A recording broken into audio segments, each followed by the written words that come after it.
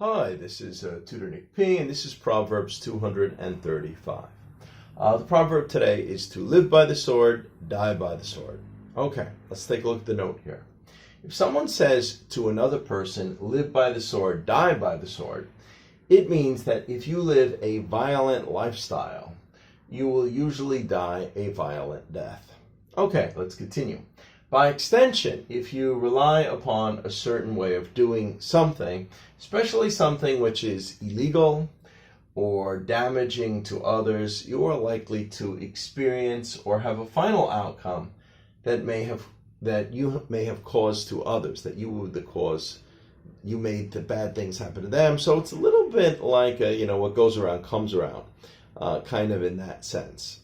So live by the sword, die by the sword. So if you live that way, that's what may come back to you. All right, let's continue. The origin of this story is biblical, from the Bible. It derives from a conversation between Jesus and his disciple Peter. It occurred just as Jesus was about to be arrested at the Garden of Gethsemane. Okay. As a group of soldiers went to arrest Jesus, Peter, trying to protect Jesus, pulled out a sword and cut off the ear of one of the servants of the high priest. Jesus quickly stopped the violence and healed the man's ear.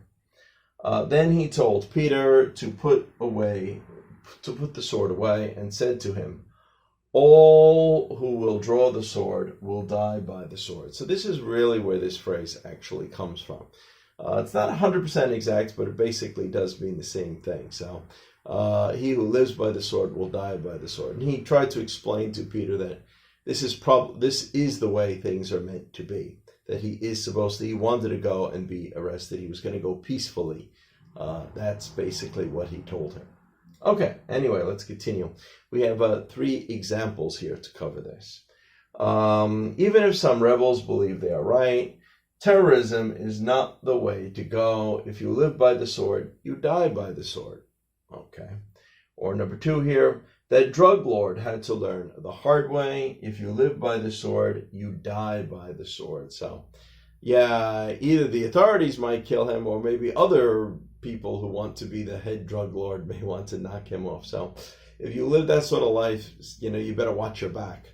Whatever you have to kill or do to stay in that position, somebody may eventually do it to you. Okay, good.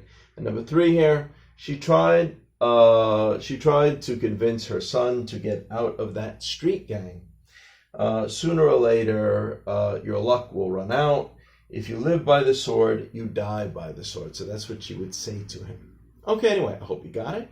Hope it was clear. Hope it was informative. I hope it was food for thought, too. Thank you for your time. Bye-bye.